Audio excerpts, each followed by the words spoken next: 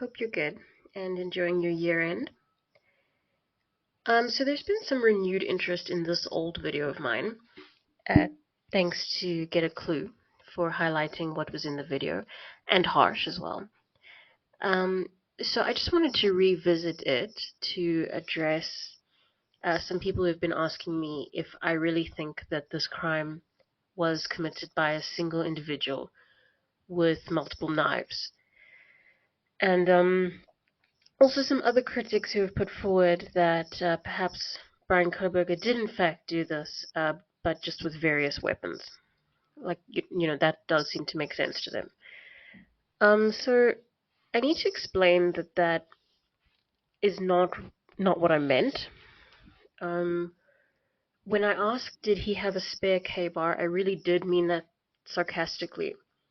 And the same thing for the overalls.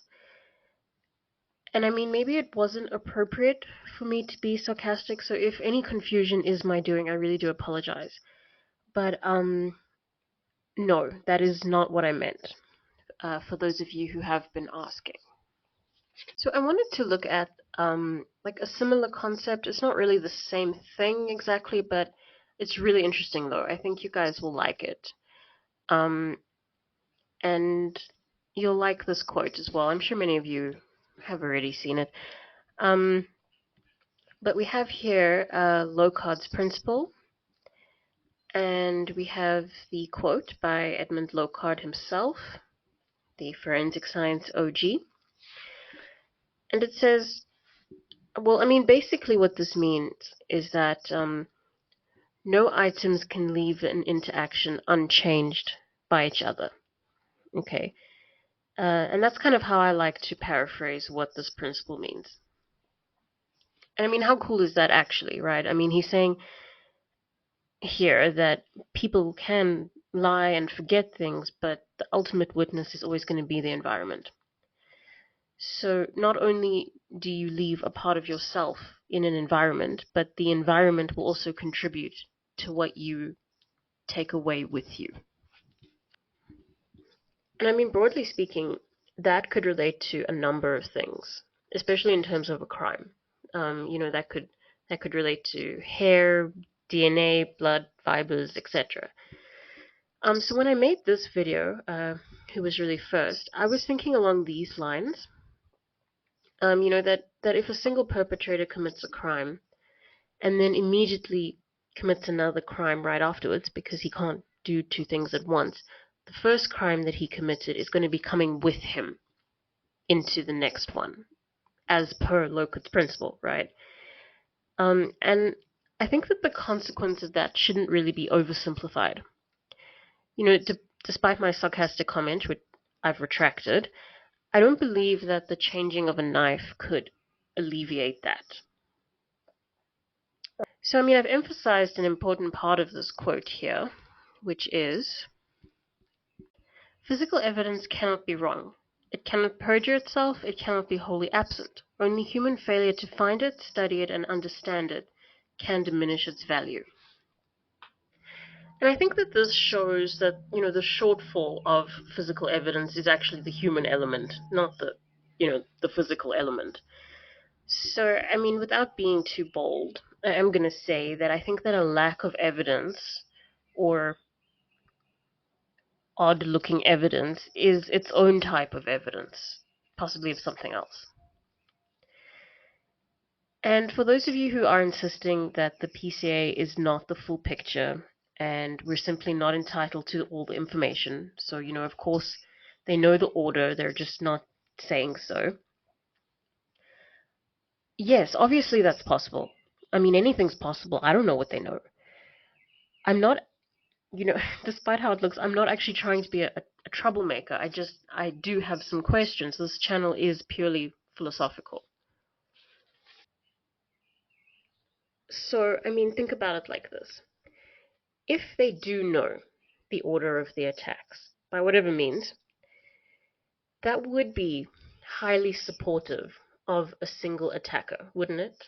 I mean, that would help with their probable cause. That would back up everything they're trying to say. This probable cause affidavit is literally about probable cause. I mean, why would they exclude something so helpful for probable cause from the document that's about showing that? I mean, even if they wanted to keep pushing this idea of Brian Koberger as the culprit, I'm still interested to know, why are they so comfortable with stopping there? You know? I mean, they say they found a sheath with DNA on it, but what is it about that sheath that associates him to each and every victim? I'm not actually saying that there isn't something. I'm saying that it's interesting to me that they haven't openly and publicly committed to their reasoning for this. So, I mean, to be clear, this is not me whinging that we're entitled to know. It's me saying that it's interesting that we don't. Okay, and that's all. It's an analytical comment.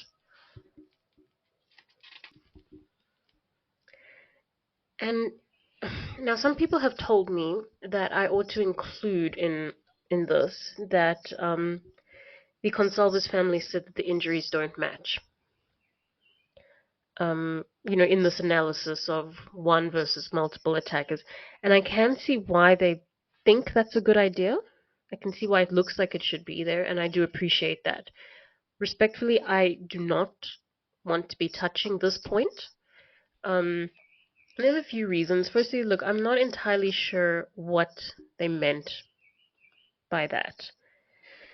I mean, if you take it in context, they were saying that the perpetrator didn't need to go upstairs. So they were trying to insinuate that there was a specific target because the victims appeared to have been handled differently, and this single attacker wouldn't want to have given himself unnecessary legwork by going upstairs unless he had a target upstairs.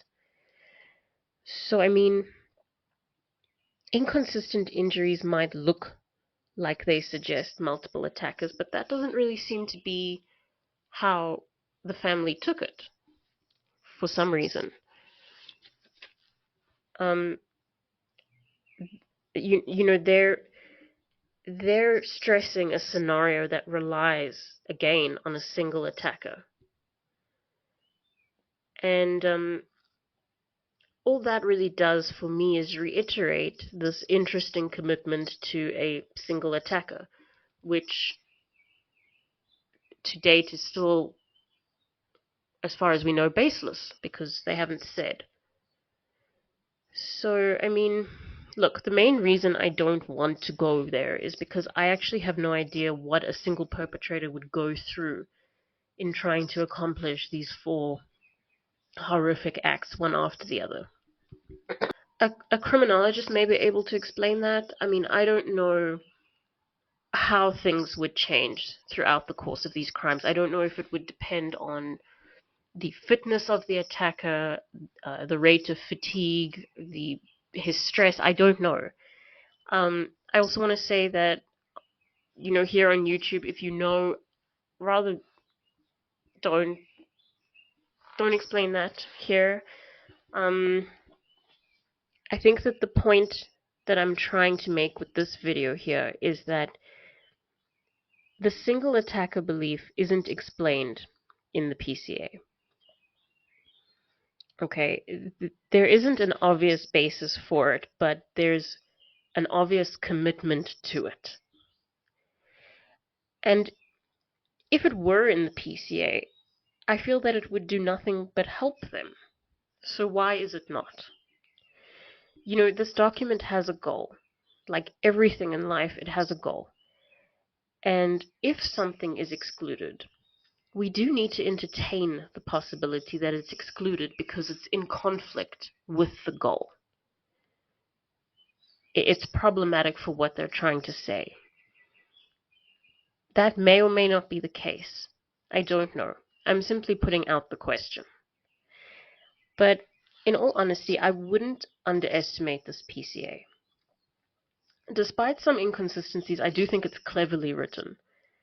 I mean, how somebody will address questions you didn't even know you had before you have them? Let's look at it. Here we have a witness saying they heard somebody say, uh, there's somebody here. So why is this here? I mean, to be honest, I really don't know. Um, I don't know what the intention was of putting it in, but what I do think is that it reinforces the idea of this perpetrator being an outsider.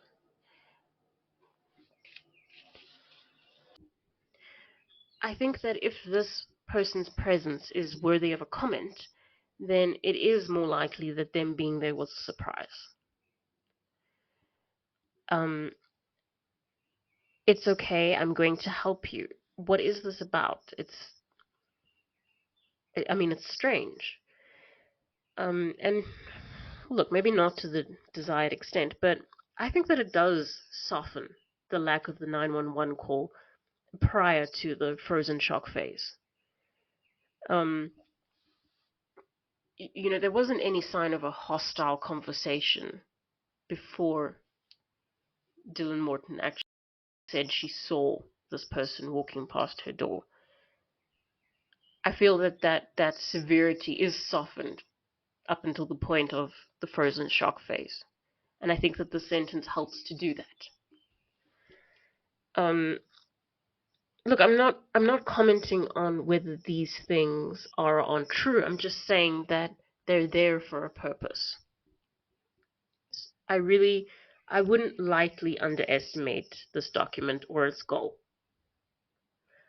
And of course, maybe I am reading into things too much. I do tend to do that. I think it'll happen. But I would rather do that than not. I I, I feel that it's good to check things. So, oh yeah, the house is coming down, and this is proving to be very controversial. Some people think it's a terrible idea. Some people think it's a good idea. Some people are indifferent. Honestly, I I'd like to know what you think, but I think that the house should stay up. And I get that it's very easy for people like me to sit at a desk and just say things. It has occurred to me that maybe I should mind my own business a little bit more, or that I am being too critical in this case sometimes.